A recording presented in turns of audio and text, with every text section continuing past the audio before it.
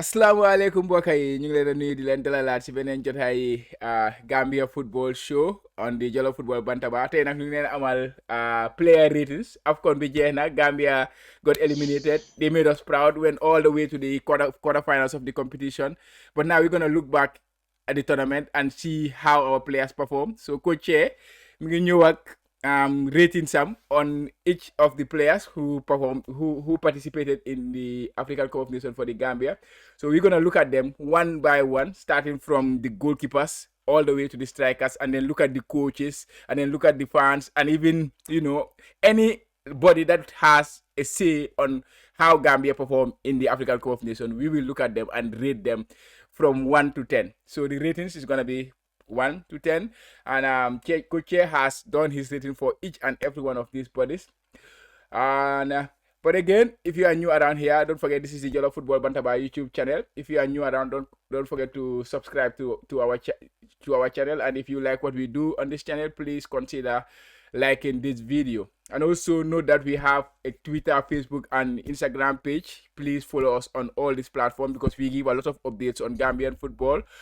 So before you them anywhere, let me give Coach the floor to greet the audience. Coach nakam nuyu naa la nuyu mbokk yi.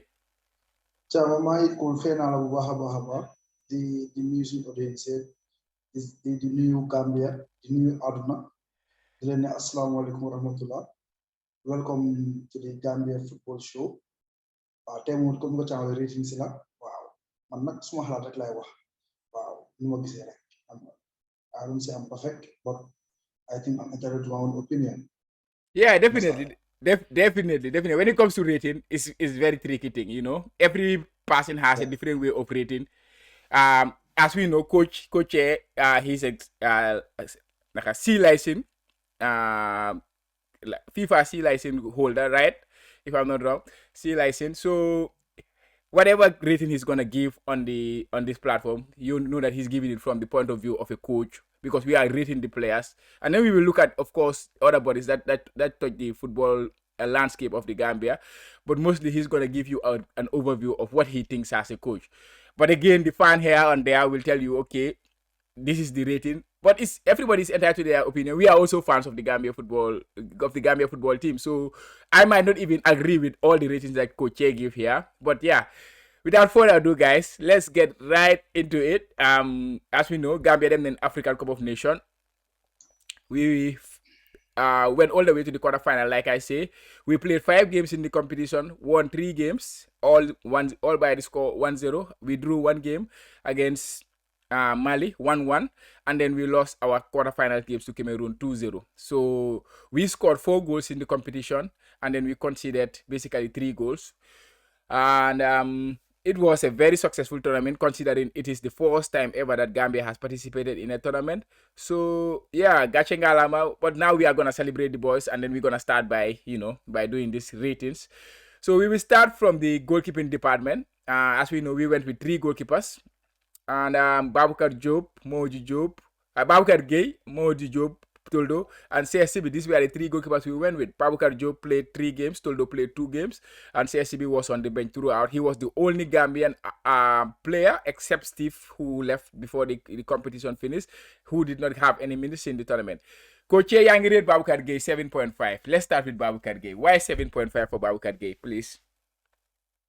Babukar Gay Chama dafa make dem su tournament dafa wane ne Gambia am nañ yaakaar si goalkeeping department because ñu wax ne Toldo lu tamu bàyyi Mustafa dina bàyyi time from now kan mooy ñëw next ku ñu next sa problème de waaye nañ yaakaar ne am nañ ko mun a fit bi ça moom si tournament bi gis nañ lu def the first 2 games we played because of COVID dafa la ñu camp understand am na very good tournament. I should have given him 7. Understand? But so they want to go 0.5. My penalty was safe. Yeah. We got 0.5. Understand? And he made a brilliant save of the save tournament where the close range had a ball safe from above. Yeah. And in all, I think he has a very, very good tournament. He's composed, he's calm, and that's what we need from a goalkeeper. Definitely, I agree with you. So man, moom any point, any rating boo joxe rek xëy na 0.5 yaa see yokk wala 1 because man I'm talking from the fan point of view, xam nga. But yeah, next one bi is Toldo, Modou Diop. He played 2 games, conceded 1 goal. It was a penalty, and yeah, and he was a very good leader in this team. So 7-7, I think it could have been more. Why 7? By the way. No, come Toldo had a very good tournament. He only conceded one goal. Understand that? That he saved even against Mali, who were arguing that he could have been man of the match. Yeah. Understand that? So he had a very good tournament. Understand? But so we say more job Babka the edge like my that pen is safe. Understand? Look at my job about 75. But Toldo definitely he had a great tournament. Yeah. But Toldo the first tournament did wonders in this tournament. He made Definitely, some very important saves. Definitely. I think he had a very good one, and then his motivation for Babukar Job was also something to be, something to mention. He lost his position to Babukar Job despite having 2 very good games when he only conceded 1 goal from a penalty spot, and then Babukar Gay, sorry, came into the team, but he was still there to support him, to motivate him every time he was behind him. I think we need to applaud Toldo. He's one of a kind. And I think if he whenever he hangs his boot, we will really miss him. He's really a great servant of Gambian football. Next one, CSCB. 5, he did not play any minute in the competition, but when it comes to goalkeeping, yow yaa ma gën a xam affaire yi naka la yow goalkeeper coach nga, goalkeeper nga woon, so why 5 for CSCB? I'm gonna bring out to Tolu fi nga ene mooy motivation. Yeah. He was pushing Babukar Gay. When the first group is doing wonders, you have to applaud the other goalkeepers. Yeah. Because ñoom ko push, they themselves are doing wonders. Mooy tara moom tamit xam na ne you know what next day suma yaay su mistake rek ba kii dugal duma play at. Understand? Te it will be very disrespectful pour ma joxe below 5 si koo xam ne dafa bokk si tournament. Yeah.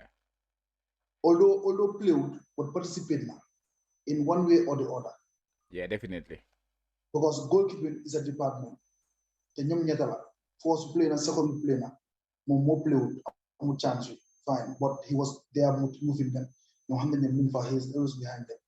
So moo tax mu jox ko 5 because of his contribution for the team and for the goalkeeping department. Yeah, but pour moom tam ñeneen bi understand fu ma waye nag. Yeah, but for moom nag I have a little bit of a little thing because Buba Jallow Fala Boy suñ friend bi bu mu ñëwee si show bi mu ñu know why because moom mi ngi woon Cameroon, he knew what was going on there. We were not there, so we cannot give a view on what really happened in the training ground and things like that. Mu ñu doon wax ne CSC bi mu ngi doon push pour bu fa war a play, so he got to be disciplined at some point in that time. But this is from Buba, of course. We were not there, and he's a trusted person, so we have to trust him on that. So maybe for that man, put more. I think that kind of put a little bit of shade on him. But yeah, 5 is, I think 5. Every player who went to that competition deserve at least 5 points, at least 5, at least. So Chama, sorry, I missed that one because Buba didn't know you. Swinton was just acting up and down. Yeah, if you can recall. Yeah. So he no more miss slow. Yeah. But then again, I did my rating without even knowing that, so I will stick with my rating. Yeah, definitely. Oh, no problem. So next one, let's go to our defense. Omar Koli, 7. I think he has a very good tournament, but 7, go. Why 7? Let's go. He played as a leader. He was the second captain, and he's in the team, and he was the first captain if that is not around or was not around, rather, whatever. Understand? And he was doing a pretty good job. Maybe anybody didn't go understand or didn't go realize. But I guess you want 2 things. One on the air, the other one on the ground.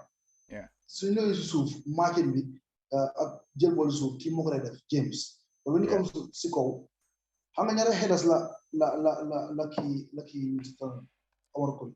Yeah. And his composure, his leadership quality, and he was constantly communicating at players. Understand that? So and he did wonders because of this team was built in a defensive shape. Yeah. So it shouldn't be a surprise for many, seeing that defenders are having this kind of ratings in this tournament. Yeah. Understand? Because of ñoom lañ gën a liggéey ñoom lañ bitu around ñoom ñoo gën a liggéey ñoom ñoo gën a sonn si team. Yeah, definitely. So You man are dama go with 7 number. 7. For me nag 7 dama xala ndaw nag dama waroon a yaakaar ay 8 yooyu noonu xam nga rek man moom dama ama ëppal ay 8 ay waaye ñu dem rek we will go. At least, yeah. Okay, James Gomez 7.5. He had an exceptional tournament. I think he should be in the running for the young player of the tournament because he did a very wonderful job. But of course, Lakabaro is also young, so it will be difficult for him. But yeah, 7.5 for James. How did you see the James tournament? Solid rock. Mm-hmm. James, man duma la wax fen man. Yeah. Surprise ma si lu bari lu ndaw la ma surprise te gis na te loolu moo suma daal waaye gis naa ne improve na ko. James mu place ligue bi fii he was a fine defender, clever, intelligent. He's a ball playing defender and he carries the ball well. But the only problem na am mooy when he comes up with strong attackers nga xam ne dañ am doole the France told was he was not physically sound. Yeah. I understand. But léegi dama gis ne physique bi xam nga tubaab rek soo si tubaab dañ lay jagat physically he's there because don't forget against he went against the best striker in the tournament. Yeah. Understand? Te wax mu tan score match boobu. He only had one thing over him mooy from si boori outboard bi. Apart from that, James kept him quiet after those chances. Understand?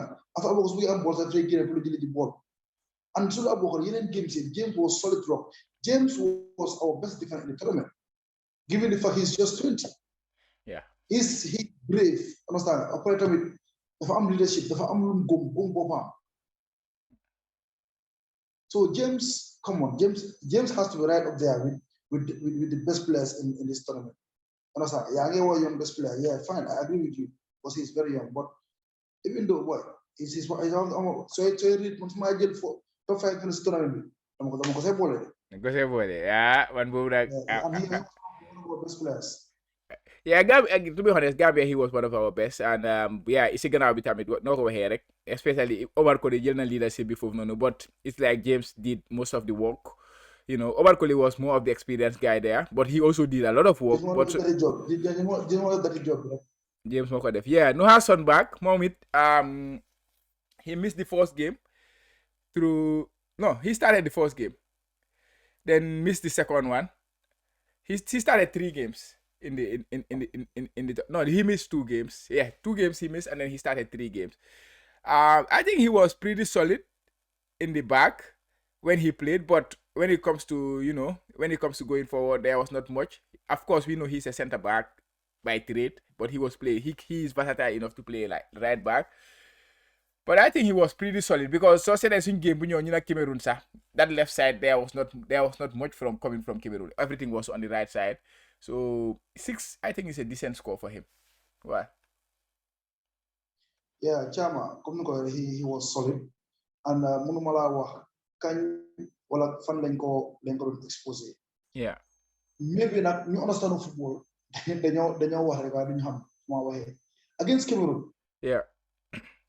Ndamelu through second half is a bàyyi xel was no am yellow card. Every time dafay jël line bi just ngo joxe ball mu attaque sur Noah. People are saying like ki naree Noah ki muy boree Noah ma leen déedéet ki naree Noah ki demu fen amul benn yoon bu ko Ndamelu biti pour ma ko amut. Yeah. Always dafa de show the outside. Ndamelu dafa dem ba si line bi ki ko outball o mu cross ko mu dal ko o mu génneewaat. But xam nga ñun Gambian bi ñun ñee xoole ñeen baala ma nag most of the Gambian ñun ñee signé football comme as fans dañ jee bëgg defender suñu ñëwee da nga war a dal nga war a métti nga war a glisser. Understand? It doesn't work like that. Kii dafa am yellow card. Understand? Saa mu ko forcer pour mu make foul mu am beneen yellow card or mu cause penalty. But all the time I was very impressed because he was using his mind, his brain. He make sure that he is always on his feet. Understand? Show him outside. Ball we get you jela you dora. Yeah. Understand? So because of that mindset, that mentality, that intelligence, understand? More 6, but he was solid. But Yeah. people can disagree. But after all, who am I? I'm just Chernobyl, just saying my opinion. But as a coach, man, I love the way he played. Understand? Yeah. Because that game, with that tempo, with that tension, so long Kenela, trust me, the Fajr. Didn't just second yellow. Yeah, definitely. First yellow card and was very early in the game, and then he could hang on until the final whistle of the game.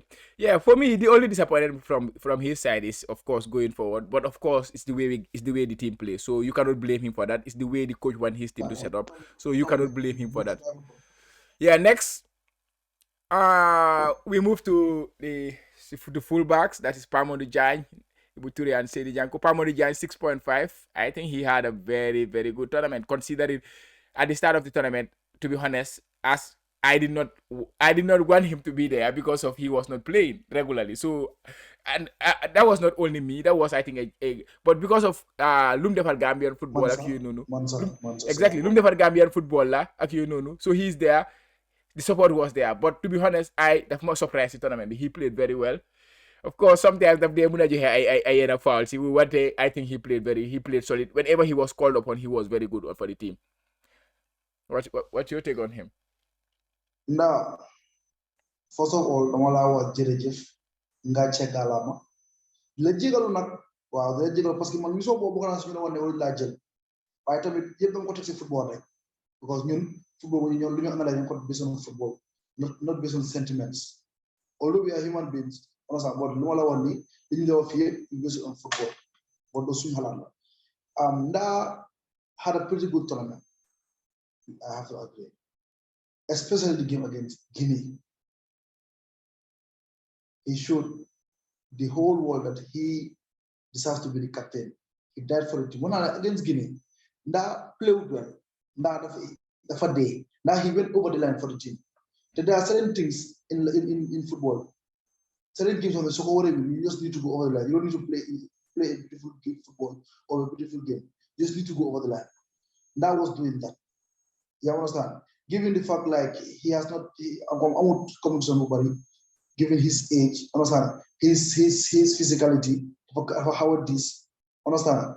That did well because this is the exposed in last tournament. Definitely. So Muntamit, Mudon play at experience. Understand? So that deserves every credit that is given to him. He is our captain, and he is our leader, and we will forever be celebrated by the Gambians. Definitely. You are, am I allowed to say it? You are so far our greatest captain. Yeah, definitely. Because Chamo, don't forget, he's our record appearance holder. Yeah. And then we're going to have caps Gambia, we're caps. Understand? Yeah, that's the represent the Gabi on the 17 level, on the 20. Understand that? The players on the 17 combination play on 17 World Cup, play on the 20 combination, play on the 20 World Cup, the national team African combination. Yeah. So now, Jerejef, Ajarama, Njokojal. Wow. And I think hopefully we're not gonna reveal a lot of secrets, but hopefully you will hear us soon when it comes to him. So next one we move to Ibuture. I think he was very solid too, especially in that first game against Mauritania. That game for me, he was perhaps our man of the match against Mauritania, and you rated him 6/10. He missed a couple of games through like sickness, illness, and the final group game when that started, I think his first game. So yeah, able to the 6. Foglo ne warna am lu opalulu. Chairman, Ndamo start against Mauritania. Ndamo start against we did a right back last start against Mauritania. Sorry, boom started right back. Yeah. Wow, exactly. The game I was imagining if he was on the left side, because that day definitely I was very impressed. So it took Mauritania almost 30 minutes to realize the key left footer. Yeah. But after guy don't try for song of us, but even with all that, yaa nga gis ne moom ngi cook ngi cook dara xam nga that shows the charm every time benn wax laa day wax football tànka moo dee execute but football fii lañ ko dee play ku la gën a gaaw xelaat rek daxala football loolu rek loolu mooy secret football understand nga mu tax football education is very important Ibu Touré six laa ko jox because he did wonders understand but yet still dama feel ne joxul ñu something extra apart from that game we are talking about Yeah. joxul ñu something extra boo xam ne war naa ko see mun a war naa mun a dem level in down si tournament bi so I just think six is good for him. 6 is good. Okay. So for me, I will add my 0.5 or my 1 extra. Our next player is Seri Janko. Yeah, I think Dega he has a pretty disappointing tournament, to be honest. And the games he started, the crucial games he started, he did not, would impact me. And he was also injured. We don't have to forget that he came into the tournament with a hamstring injury, so he was like 1 month injured before the tournament. So it was asking too much of him to come to the tournament and set it alight. But nonetheless, it was not impressive that much. How did you rate him? But also he was playing out of position too. Let's not forget that. 5/10. Why? Chama, he was like this. Yeah. So that is my guess. Yeah, but hopefully he will come back and and then start, because I think when he made his debut for the Gambia, we were all very impressed, and then we came here to talk about him like in beautiful light. So hopefully he will find that form again. The hamstring injury is a tough one to come into the tournament. Yeah, deal with. Yeah. So we move next to the other defenders like Dawda Ngom, Mohamed Mbaye, and Baboucarr Sané. ñoom da am nañ some cameo. Dawda Mbaye start ñoom ñëpp Mohamed Mbaye ak Dawda Ngom ñoom start nañ benn game. But Mohamed Mbaye that game was chopped off at halftime. Dawda Ngom moom playing a full game against Guinea, having been called upon like 1 hour before the game started. And to be honest, for me, he was very good. And Buba Sané moom tamit benn game la play waaye moom tamit timba moom game boobu moom mooy loolu daal. Dawda Ngom 5.5. Let's start with Dawda Ngom. Chama bala ma rek man ñaan la lii bala ñu si Dawda Ngom nañ ne timba ak kii rek ak Mohamed Mbaye daanaka nii lañ they am just calm you appearance mu tax ma jëleen 5. Yeah. But pretty much don't get me wrong, they did their contribution. Yeah. Definitely contribution. No disrespect to them. Yeah. But I don't think they deserve nothing more than 5. Yeah. For their appearance. Dawda Ngom, I'm not a big fan. And still now I'm not a fan. I have to be realistic. But then again, when he was called on, 1 hour before the game, he was very solid in defense. The only mistake he made was, and it's not in football. The only mistakes they go against Guinea. When they hit bad. Mooy glace mi bu ko def bu ñu gars yi mos ko bu ko hit mu dal si baa mu génn seen naan bi kon te xama kande kii ko baa ko gee laa ko mu dal si cross bar bi. Waaw. Yeah, I remember. Boobu rek laa gis ak going for passes am he was making so much mal passes. But then again he was solid. Even if he was just called upon, he was called just come 1 hour before the game. So mu mun a def loolu. So we have to credit him for that. So credit boobu moo tax ko jox 0.5. It's like a 5.5. Yeah. No go ahead dégg tournament bi kay ku fa dem rek ba nga nekk si team boobu noonu. I think you deserve at least a proper rating. I think 5 is a good rating, but it could have been a little bit more than 5, at least more than average, a little bit. But mooy loolu daal. So we move next to the midfielders, Youssoufa Bob, Jaguar, Suleiman Mar, and Ibu Adams. Ibu Adams' first game, he was solid. He came in, he did well. Suleiman Mar, I think one of our top players in the tournament. Youssoufa Bob likewise. So let's start with Youssoufa Bob, Jaguar. Suma star bi man mooy suma star bi yoo xam nga nu ba demee. So 6.5 booy dafa ndaw de man boobu neexuma de. Ciao, 6.5. Jaguar man this one low deserve. Wow. Understand that? Because he played well.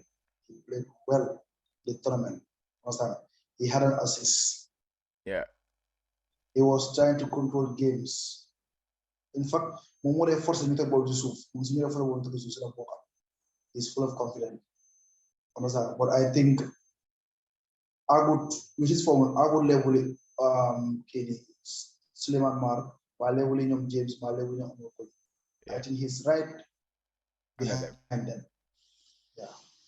So, Yeah, definitely. focus on it. Yeah, switch final game. Like to be honest, I was not very impressed with him. That was Cameroon. I'm not playing up very well. First game bit I missed. After that, he started all the games. But yeah, final game bi rek laa mun a wax ne bés bu pass bi nekkut woon on his day xam nga. But it happens in football when you pass you do waaw dee loolu sax nekk. da ko blame Chama Chama da Yeah. ko blame Chama dafa am benn wax moo dee wax always benn half si field 21 players suñ fa nekkee foofu football bu fa am Dafa difficult. so ñu loo koy dara against Cameroon ñu ñëw suñu half dip Cameroon tamit ñu egg suñu half Yeah. so guy foofu opinion. ñu suñu ne bool ñu mënu fa play Yeah, they got I so understand. True. Suleiman Mar 7 points, 7 over 10. Yeah, waxuma dara si Mar am na good tournament de. But after I will give you my general review. Yeah. Definitely, Suleiman Mar had a very, very good tournament. I was imagining Suleiman Mar, so don't play full scene gameplay, week in, week out. Understand? Let me find loolu ñoo jëlee si moom na uppali la Thiago. Torop dafa uppali di ko. Parce que da nga ko parce que dama lay gis ne foofu man sax wala da ngay ne saa yu demee minute 70 75 rek dafay dem daal. They drop, yeah. Against Cameroon moom force dafa soxla. Yeah, it was hard that one. Moo tax after mu nekk fa di complain di defal waaye tamit dafa ñëw was not helping because he was being fouled dafa di koy nangoo call. Understand? Even am na benn stage ba win ball bi sax dafa ko foul against him xam nga te loolu tamit dafay dee wàññi because yaa ngi struggle yaa ngi living nga ñëw dafa leen war laa call yeneen so dafay dee wàññi but definitely he was our midfield maestro like given the stick that I was giving him for the tournament. ñu ñaar yëpp kay. waxoon naa ne Suleiman Mar he was not fit wérutoon dafa gaañ because mu doon play takatangam suñu test game ci so ñun xam nañ lu mu tax ñu ne woon ne Suleiman Mar we don't think he is fit dafa he is not injured loolu laa fi because we don't have long living sweet play passe gata loolu def xoolal tournament bi Suleiman ñaara sweet play la def si tournament bi caama bool ñaara bool la sax suñu long passe yi ma ko doon def yeah te sometimes dafa atee di dribble si digg midfield bi change field bi dem jëli ball bi play parce que wér na kon ñun mistake guñ de caama ñun understand football ñun mistake guñ lu ñu wax rek dañ ko teg si football comme na ko wax si doore bi yëpp si football dañ ko teg Suleiman Mar bu ñu xam lañ gis tournament bi definitely te xam nañ ne mënoon na def mënoon def sax su doon ne lu ñuy wér understand but nonetheless ma ko rek he was magnificent. Definitely. Yeah, next one, Ibu Adams. Moom dellu na ba door di playaat yi ba am 2 games si gaaya bi Forest Green Rovers. But yeah. Gis naa ko ba aj flag bi. Yeah, ba mu aj flag bi. But for me personally, the first game he played really, really well. And energy bu mu dee dugal si digga boobu noonu it's very good. It's very good. But then tournament bi as it grew, and then xam nga lu ma jaaxal sax because ñun bu ñëw dem si tournament before that, we were becoming a more defensive team. Especially suñu final games yeeg I think he could have been very important in a game like that because of his energy. But coach we used to go, what you rated him 6? That is 6, right? 5. Why? First game he deserved at least more than 5K. No, why I'm still on 5.5 la ko rate. 5.5 la. Okay. 5.5. It's my mistake then. Okay, 5.5. 5.5 la ko rate. Waaw parce que first game bi lim play understand nga lim charge lim yaaxal lim destabilize Mauritanians yi. Moo tax ma jox ko 0.5 but man definitely dëgg la football am na ñoo xam ne ñëpp ñu ñoo def bu baax ñëpp ñu ñoo rafetal foog mu am koo xam ne moom mooy ñaawal. Loolu mooy def that job but comme no man I'm a coach that wants to control my game we bëgg a free flowing football. Understand nga? Because football is sports, but again, is entertainment. Yeah. Because understand nga? Fans tamit dañ need pour gis leen audience yi gis leen nii. So moo tax man tamit am na big fan of it. Understand nga? But comme na ko waxee rek ñëpp moo def pour rafet. So first game bi daal moo xoon mu doon taxaw 0.5 bi. After all, after kii gisaatu ko. boo waxoon nañu ne dafa amoon shoulder injury moo tax commencé na play tey soo boobu bu ñëwee you see the difference. Yeah, definitely. One thing is to win the ball. Another thing is to make good use of the ball after winning the ball. Yeah. Which is like being progressive. Te iwaram modlo and that's the mënuñoo dox loolu. Yeah. You saw boobu waaw iwaram moo gën a sawar but you saw boobu moo gën a xàccaay you saw boobu he goes for the ball. Sometimes mu xaw a delay tuuti mu tax am cards but charge moo ko daaxal parce que su ma nee charge moo daal moom dafa charge cleanly parce que su winee ball dafa try pour improvise pour ci dem kanam. Yeah. Mom, he had a good game. He had a good, especially first game. Mom, dega, it was good. But yeah, from there it was only a downhill for him. But yeah, like you said, maybe injury la want a bit. Next, you move to Ibrahima Dawo, Ablaye Jallow, and Sohna. You started to see Ibrahima Sohna. Mom tam benn game la play si game si tournament bi, and he came off at halftime. That was against Mauritania, against Tunisia in the final game, the dead rubber game in the group. 5-5. I think it's fair enough if you consider you give it to other players. At least could dem si tournament boobu daal 5 deserve na ko. Sa waa ji sa koto bi. Caama waaw lu ma jóg tamit fii di wax sonate waxuma ko jërëjëf moom tamit. Waaw understand nga ngaace gaalama si service am li ma waxoon daal laa wax si moom tamit représenté dëkk bi fu nekka play na position mu nekka si national team bi from under 17 parce que national team yëpp moom tamit jaar yi ndaa am yëpp moom tamit jaar na ko te su ma jumul after ndaa moom tamit moo ba ñëpp caps understand lu ñu def mag dafa baax si kër te mu wane na lu understand Ibrahima Sohna li main loolu ko si tono ni mooy ni ndee mën a indi boys together understand ñu si mel ni ku si mel ni Jaamaano ku si mel ni Lakabaro maa laa wax ni avec France bi anecdote not 20 bi bu ñu nekkoon 20 bi gars yi doon prepare pour dem play last qualifier round game against Guinea seen camp nga am woon ndox kon imagine loolu ñu mën a ñoom Paa rek mu fa am woon ndox Sohna mën naa jël gars yi ndox te ñu dara mën naa ñu gars yi seen plan dem léegi di leen may xaalis dina leen lekk gars am lu ñu mën a sustain seen understand so moo tax people like Lakabaro people like Jaamaano people like Badamosi ñoom ñi nga xam ne jaar nañ sama tuuti boobu noonu people like Ibrahima Koli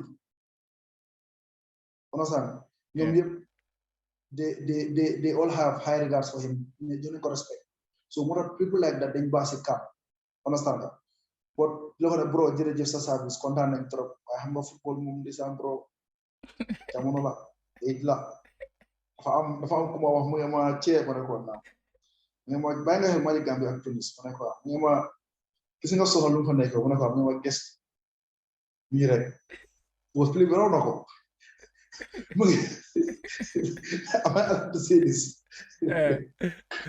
mu ngi foo demee ba gis ñaari play yi wax team mis dalante mu ne ñu jeexal nañu te moo dal Sohna ak Maham Bay si game against Tunis am na bu ngay dalante pom si diggi film moo tax halftime Tom génne la no disrespect to Maham Bay, he's my brother understand we are all from good lava yaa ngi gën a xam Sohna tamit suma ko toll laa but okay rek we are just jëmale da yaa ngi jëmale kay waaw baax ñu move respect. Okay, let's talk about Ibrahima Dawo and Ablaye Jallow, Jaamaano. Hang on, sa boy, Momo sa star, and then he had a very good tournament because he scored 2 goals for the team. 7.5 is a decent score because scoring goals was a very difficult task for Gambia in the tournament. We only scored 4 goals, Mom Nyar, Lakabaro Nyar, so yeah, 7.5 is good, but he could have given us more. So that's why I wish that Gordon Wani points at me a little bit to save it. Not just the goals. in terms of creativity, man gisuma creativity bu ñu jox, but again, it's the tactic of the team where you have to blame for on that. Yeah, 7.5, sa boy bi. Chama jamono 6 la am. Yeah. Su tournament bi su ma ko doon rate. Waaw. 6 la am. But goals yu mu score moo tax ma yóbbu ko 2.5 to 7.5. Yeah. Understand nga goal bu nekk dama ko def dama ko def 0.75. Understand nga because of goals and things. Goals are important. Football lu gën a métti moo gën a important mooy scoring goals. Understand nga man I know him. He's my star comme ni ko waxee suma star la. Understand nga dama ne national team after Hamza moom moo daxee new football. But you don't blame him that much. Yeah. Wax naa ko lu dal Jamano moo dal Assane moo dal many players tournament bi. But look after dinaa si just some overview ma explain ma wax si loolu. Jamano had a very good tournament. Understand ñëpp ñu ko Jallo àdduna bi yëpp. Understand Jallo li la waaw because of goals yu mu mën a score ak goals yu mu score ni rafetee. Yeah, ni rafetee exactly. Understand nga but ñun ñu ko xam ne Jamano play Jamano su play woon kon duñu am si Jallo dañu ne Jallo ko dañ ko daal. Mbalu mun na la ëppali. Okay, next ñu dem si Ibrahima Dabo 6 moom it yeah at the level he is at, he's still a young player in the team, but at the level he's playing at, I think he could have given us more. 6 is a decent score. That's what I think is a very good. It's a bang on score for him. 6. Chama. Yeah. Nama wax Gambien suñu déggoo ma xel dama déggoo Sure. Ibrahima Dabo suñu flessé wane na ne moom moo leen level. Ibrahima Dabo rek moo ñu jolloon ne kenn mënuñu ko woon si tournoi moo tax man mënu ma woon sax against Cameroon lan moo tax ko doorul ko. Chama yow you are into this XG system ak yooyu noonu yoo xam nga lu ma wax maybe Gambians si understand ko bu baax most of the Gambians but yoo xam nga lu ma wax this metric system. bu tubaab bi use. Analytics yeeg yooyu. Understand Chama moom rek nga dee jox tennis si midfield bi mu toon o mu dugg si zone boo xam ne fu ñu waxee di half spaces. bu xam ne da ngaa make only 1 killer pass mu lead to a goal. bàyyi xel fu mu dee contrôler tennis fu mu dee laajte pass ak su jëlee ball fan la dee dugg a next. Although against Guinea make na so many mal passes d'accord naa but then again position su mu doon jël more important te loolu top level team top level football top level coach wala mën a jàngal loolu. Imagine he's a holding midfielder te muy mën a play in that offensive role as if ne moom he was a number 10. So imagine Chama kooku su doon Covid bi ñu bàyyi ko ñu gis ko si team bi ñoom ñetta ñooyu moom Ibrahima moom Isfa Bob ak kii bi Solmar si digg fil ñu teg team boobu ñu teg leen ñoom si biir fil Chama dina lu doy waar Chama billahi wala Chama xale bi kon play football. Xale bi he understands the game. Understand it's just sad 6 la mun a am because of appearance mu am si tournoi bi ak mal passes comme na ko win def but man I rate him higher than this but come on tournoi lañ nekk da ngaa joxe faction bi si yeah definitely player bi moom dafa set player bi set na trop position noo ko waxee position yi mu dee jël especially half space yooyu wax noonu for those who don't understand half space yi so half space is basically when you look at the back four line you have this full back you have the center back in between them there is a space there so space that is not exactly the space but noonu la ko picture between two defenders left back and the center back. So for guys, and also between the center backs and the midfield six. Exactly, yeah, exactly. Lines, two lines, exactly. Between the lines, yeah. Position you Kevin De Bruyne, they like the jail. So there's that. Exactly. So yeah, Ibrahima that was 6. Let's move next to Lamine Diallo. moom it Camille la am si tournament bi first game bi la dugaatul si game bi man nag wax dëgg to be honest man game I was not impressed with him because bu mu jógee gaañ la fa nekk woon ak complete so ba five nga ko rate so I think five is good waaw jël yellow card five nga ko rate talk about him. waaw xam nga ma jox ko five tamit comme ni ko waxee du appearance ak tamit mënu si imam yaa imam jërëjëf bro jërëjëf wow so mooy loolu. Yeah, next Musa Barrow, 8. He was the star of the team, definitely. Maybe he could have been 9, maybe, but then he could have given us more. There were a lot of situations. Yeah, man, mere na ako si Tadame some point, damn it. So 8.5. I will say 8.5, but 8 nga ko jox nakala. Boy, laka dafa toj Cameroon de. No, laka dafa toj waaye 9 xam nga kenn gisaw fu am tey. Waaw. Football. So the best players throwing the 9 home run. Waaw. te boobu ñi xam ne kan la. Waaw. Wow, so dañ ko tëralee goal. Laka wax nga ko. Gambia scored 4 goals. He scored 2. He assisted 2. Yeah, involved in every single goal he scored. Exactly. And he was by far our best player. Parce que wax naa ne ñun football bu ñu play dafa arrangé Laka parce que Laka should I use this word? He's not skillful. So he's not skillful mooy in tight spaces moom foofu du dooleem. Laka football on space. Laka football foofu dooleem loolu mun na ko moo tax mu am a very good time because da ngay gis ne Laka dafay mën a am 10-15 meters with the ball ngay dem amul kenn ku ko sonal because of how far mu Gambia they play.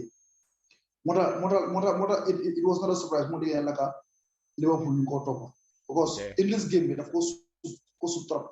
Saga Liverpool ñu dee in this game dafa sut Laka trop te I wish to see him in the Premier League very soon. Understand? So Laka Chama was by far the best player of the team. He was all over the field. He front line, number 9, number 10, flank left, flank right. Definitely. So that shows you how Tom trusted him to lead the front line rather. Yeah.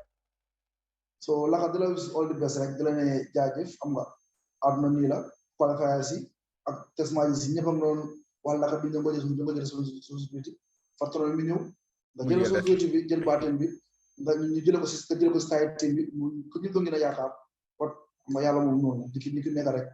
Yeah, wax nga yëpp I think noo ko waxee loolu la Laka kay I think he took the baton and then he was the star of the tournament. He showed leadership ne moom mooy star bi ak yooyu noonu even though he was not accepting su demee si media bi ñu ko wax affaire star ak yooyu noonu mi ngi wax gars yi ne team bi amul star but we all know ne moom mooy one star bi he was the star player and yaa ngi wax benn keyword about him that is ne skillful. I know su ko nit déggee rek mu jëlee ko wrong way but that does not mean ne because skills dafa bari façon understand but when you mean skill it's like flair yeeg yooyu noonu touches yeeg yooyu noonu lalal ma laal yeeg yooyu that is not his football. He is similar to let's say Mohamed Salah for example.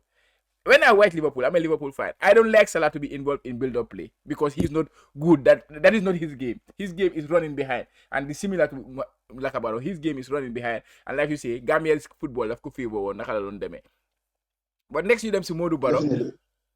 Yeah, next you dem si Modou Barrow. Moom it amul a lot of minutes si tournament bi, but the few minutes he had, I think moom tam mu ngi doon wane ne moom dafa dégg xam na football, xam na lu moo def, xam nga football am.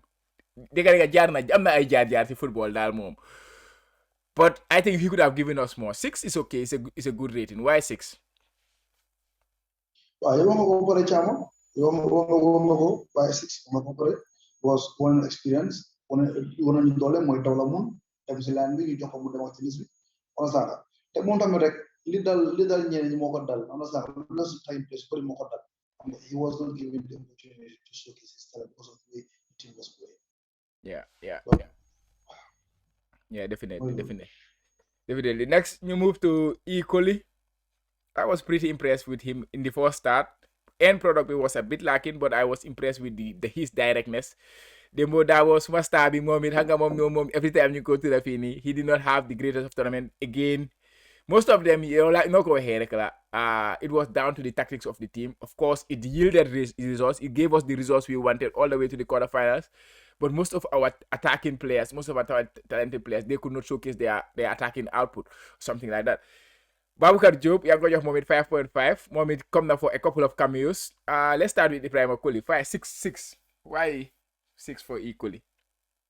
waaw moom tamit comme kii rek Modou Seka Baro rek lu ko dal moo ko nostal joxuñ leen gars yi def li ñu war a def because he started the first game honestly he was doing first half he was a bit off but second half he was doing wonders suñ créative play bi moo doon jógee after that ñu gis ne like second game bokkut 18 after ngay ñëw di jóge di ñëw xam nga so it was just up and down for him given the fact that mom suñ qualifier rounds mooy nekk suñ game ci saa yu ñëwee si mën a xam random game random minute difference suñ qualifier rounds yi understand nga so tam mu ñëwee sax su ngeen dem ñu sax even against Cameroon gis nga difference bu big understand nga after Cameroon seen right side seen xabar la foofu moo fa def fet parce que Brian Cole saa yu jël ko yow si line so then again like benn affaire bi la rek Alliance players man I felt for them definitely I have empathy with them understand because come on.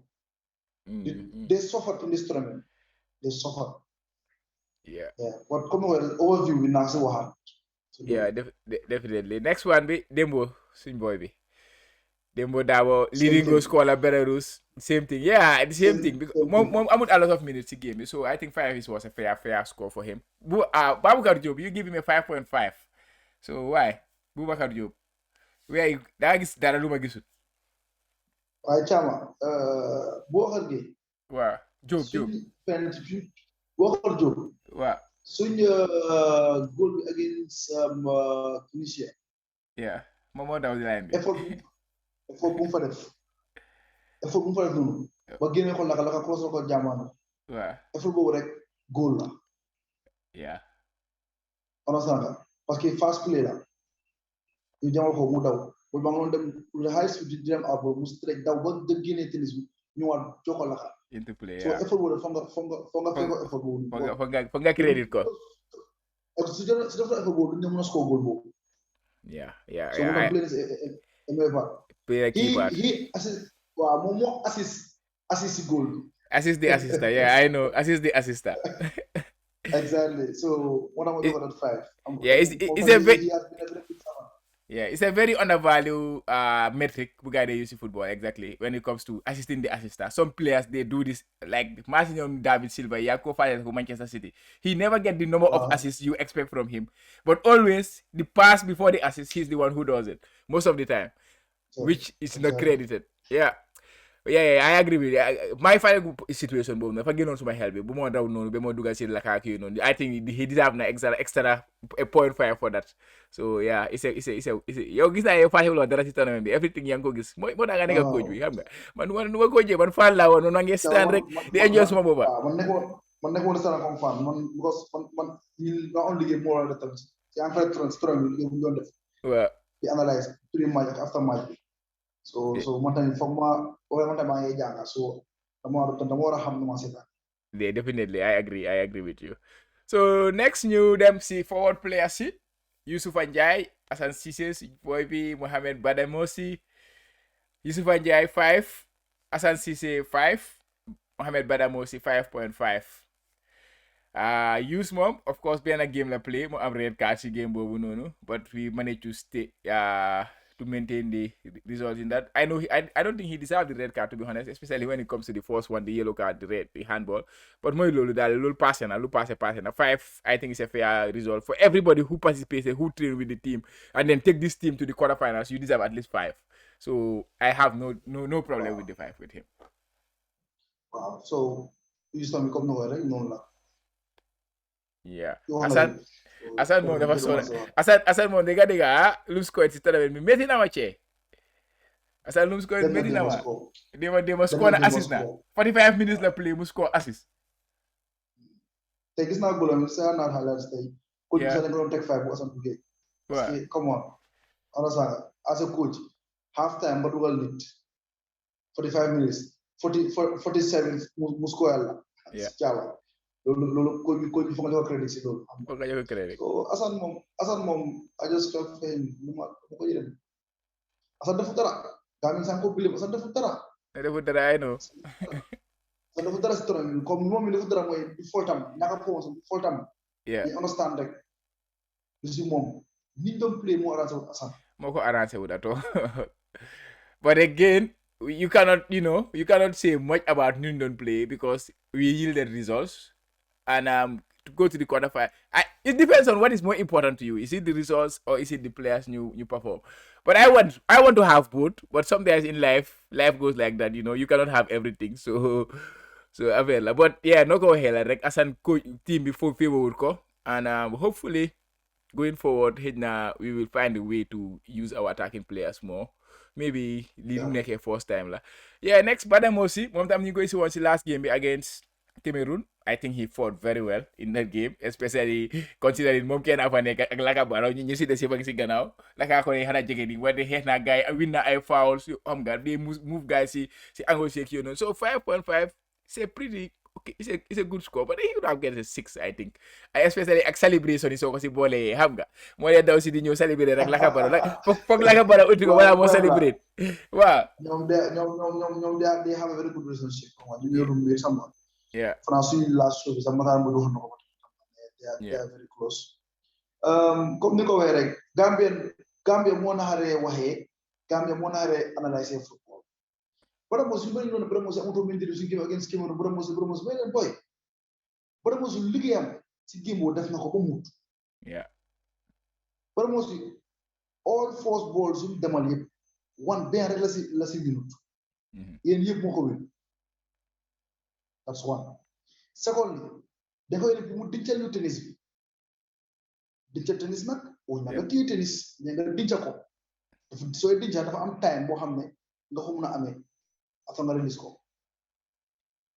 understand moom dinca na tennis comme ni ko waxee rek gars yi dañ ko di sori su dincee xeex tuuti karan léegi-léeg gars yi faral ko léegi-léeg mu dinca boo war a paas tànka yi moo xeexee di daw di caaj su winee bool tamit pour mu def leen lu baax pour mu paas bu baax xanaa nit jee waaye ci ko ni sori dafa difficult so mu tax ñu bëri foofu doon jógee mu ngi yaa suñu tennis mu ngi win boo mu ngi kal booloo ko su pare sas mais wax ko gars yi ma leen déedéet team bi nit sotopee moo ko arrangé wul caama si gàttal team bi arrangé wul attacking players attaque waaw dégg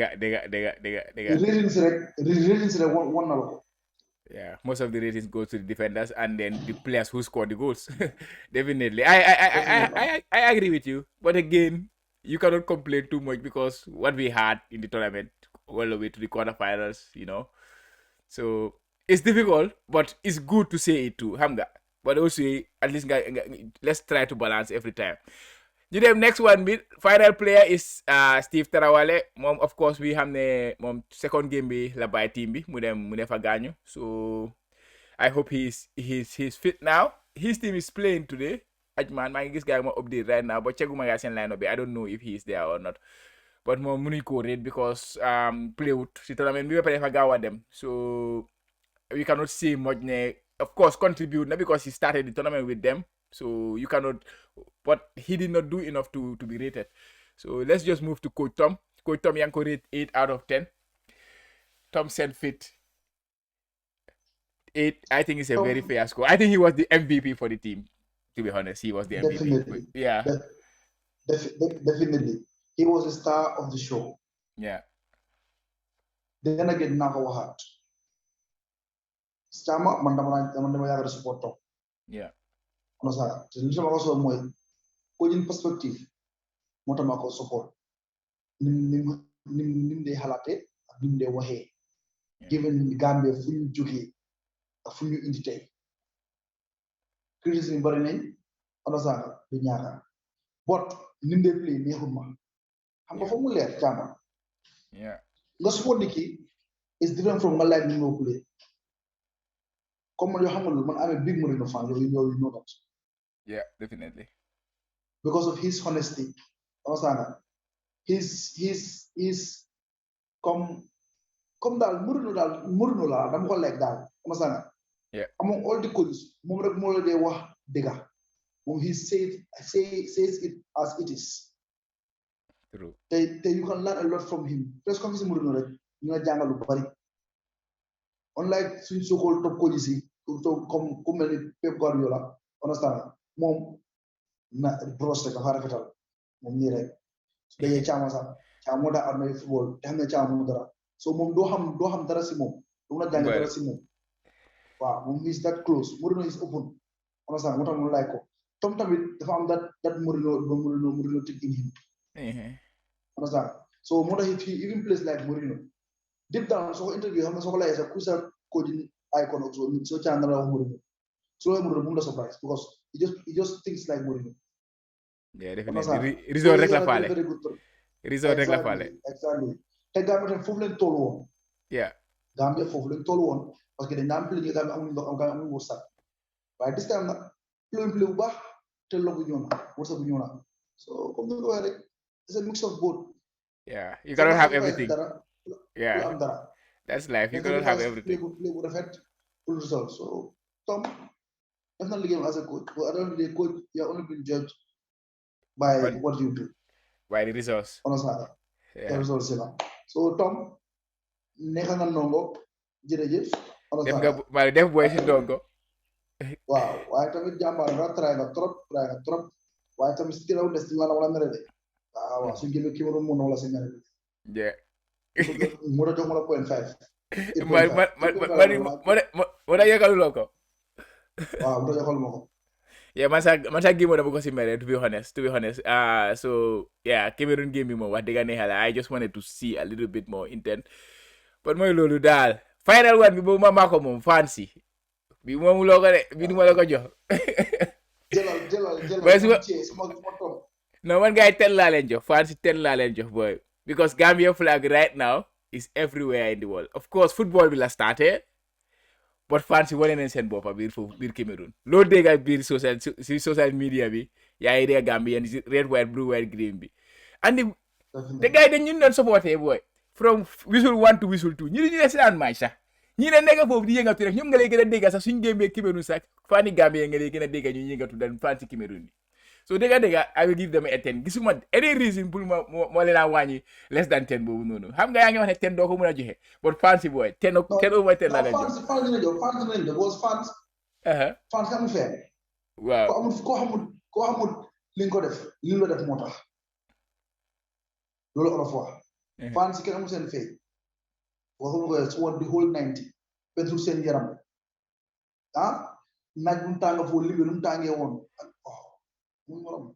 we even won fan am na suñu benn fan ku win fantasy day mooy suñu game bi against Tunisia suma boy bi suma tom cee win na orange jonañ ko fa certificate something like that so France moom kemul Tek Chama very good I also take this opportunity pour wax ak fédération bi foofu daal la ñëw yaa ngi jom suma chib bi non du fa ñëwee am naa foofu ko ñëwee pour ñu try ñu dimbale fans club bi ñu am sponsors from this GSM companies this all big companies yu bari ñu sponsor leen pour ñi mun a organise event di mun a response pour seen boppa nga gis ne saa yu Gambia di play any level and not only in football sax all sports activities ñi mun a represent Gambia foofu because ñi football rek taxu leen a jóg ñi dañ seen réew mën a tax a jóg dañu war a jàppale léegi sax xeeb naa GFF léegi dama naan Ministry of Sports honorable Bakary Badji jàppale ñi ñu am sponsor because dëgg government mënuñoo nekk di jox ñi xaalis dañ ñoom tam dañu war a indépendant ñu liggéeyal seen bopp so ne leen government dimbale lu gars yi taxaw understand so loolu la am pour lu ma wax Wow, definitely. No, what but you discuss about other bodies you responsible for football. Of course, as we know, football is like how they play. And fancy you neck for the support whether coaches in neck for the coach. But also there are some supporting bodies you have they are very important. They play a key role in the football. And in this case we had the Gambia Football Federation, who is the body responsible for football in the Gambia. They were the organizing body who had to organize the Gambia team to go to Cameroon, and then the government were the supporting body for GFF, of course. So they also played a key role in taking the team to Cameroon. You rated the Gambia Football Federation GFF 3, and then you rated the Gambia government 9. The Gambia government 9 is a bit steep, high for me, but yeah, why? Why did you rate the GFF 3 and the government 9? Chama, Federation B, for more than 3, on subsequent 5. Parce que before tournament, they made a mess. Yeah. After tournament, after buñ toogee gis nañ lu defaat. Even biir tournament bi ñu def mess si Steve si saaga bi. Exactement, faral naa si Steve saaga bi. So ñooñu caawa dañ bàyyi dëgg rek ñooñu daal ñu leen raison daal su ma nee tri laa jox gaay ku nekk war naa xam dama jox leen tri ñëpp xam nañ lu def man du ma fi ñëkkat di ci waxaat di wii suma taay. Yeah, tri sa bari na soo tuut man du ma ko seetee tri sa bari na waaye ñu dem si Gambia government. Man, I'm not so impressed with them. Of course, guys, funds here, but that is expected because at the end of the day, tournament they're gonna get funds from the tournament. So, but I think I disagree with you. Okay, go ahead. That was not expected. So the government, the government did wonders. It's their duty. You see, make sure that citizens they are in good condition. Yeah. Understand? Because some say they qualify, government should play part because of ñata yoon ngay higher charter flight mu yow boy seen games yi during the COVID. More place where you know your place. If not, because don't just play it water because place but you know your place. Yeah. Government then do a lot of resources preparation boy. Understand? During the qualifiers, you know, but test games after the qualifier come in the government no finance. Yeah. Understand? They spend a lot. Next time you know what you guys nyake halis the response. Then your government know what you have extra 90 million.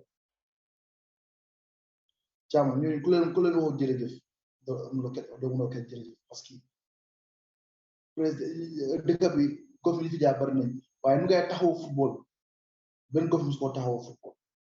Yeah.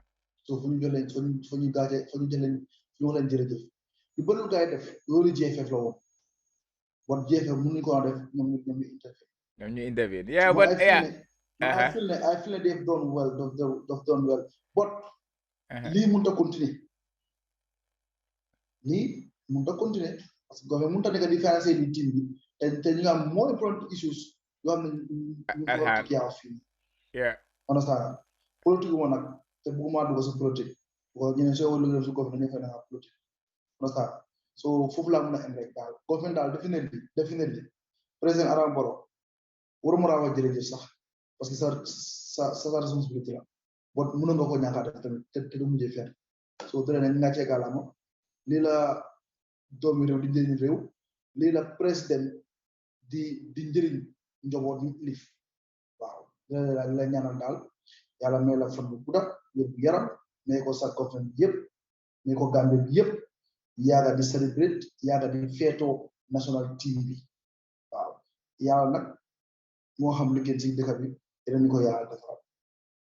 Waaw gars yi yéen a ko dégg kon man du ma add foofu noonu dara we may disagree there but du ma si yokka dara so bi I think dem na gudda na already we already exhausted 1 hour or something like that so duñ def dara rek ñu dog ko fii nii so if you are watching we are very ñu ngi laa gërëm for stay this long with us so bi gudda na trop.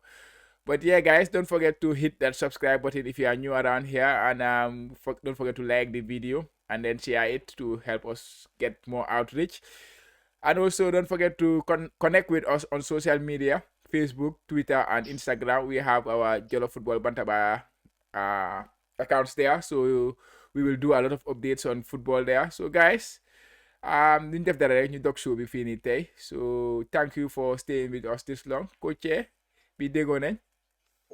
Chama na bala dem chama foog ma ñaanal suma mbokk yi nag caama waaw. foog ma ñaanal leen Sénégal dinañu yàlla may ndam tey parce que Sénégal bi benn gaal gi la waaw du waaw dinañ benn gaal. ñaanal yàlla may ñu ndam waaw niñ bëgg ñëpp bokk ko ñaanal waaw. gars yi gis nañ seen staff bi mu dee taxawoo Gambie mooy Sadio Man Sadio nekk mu ngi big up Gambie so nañu bokk ñaanal Sénégal dinañu yàlla may Sénégal ndam dinañu yàlla may ndam Yeah, amin amin Wakanda amin. Yeah, ñu ngi seen respect gannaaw ñu ngi gannaaw garaay so yàlla guy at least finally guy jël cup bi. This is the third time they're going to the finals and hopefully they will bring it to Senegambia. Yeah. Alright guys, déggoon neen nag ba beneen yoon.